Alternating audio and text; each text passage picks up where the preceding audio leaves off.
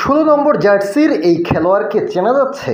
না চেনার কথা নয়। ইতালি থেকে আসা ফাহমিদুল ইসলাম, আর তার ঘাড়ে হাত রেখে সব বুঝিয়ে দিচ্ছেন বাংলাদেশের জাতীয় দলের প্রধান কোচ ক্যাব্রেরা।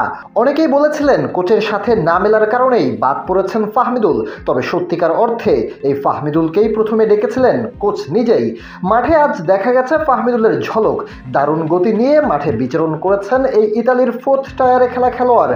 মাঠে ছিলেন হামজা চৌধুরীও। জার্সি নম্বর ৮ বাংলাদেশের এই মুহূর্তে সবচেয়ে আলোচিত অ্যাথলেটও যে এই হামজা চৌধুরী। অনুশীলনে মুখে লেগে আছে বরাবরের মতোই ভুবনজয়ী হাসি।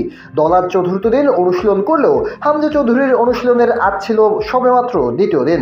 মাঠে সর্বক্ষণ হাসি মুখে থাকলেও বল পায়ে হামজা ছিলেন বেশ সিরিয়াস। আগামীকাল হামজা খেলবেন, কোচের কথায় তা ছিল স্পষ্ট।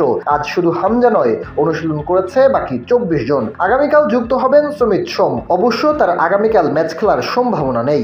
আগামীকাল বিকেল 7টায় ভুটানের বিপক্ষে মাঠে নামবে টাইগাররা। এরপর 10 তারিখ সিঙ্গাপুরের বিপক্ষে মহা গুরুত্বপূর্ণ ম্যাচে মাঠে নামবে সমিত হামজারা।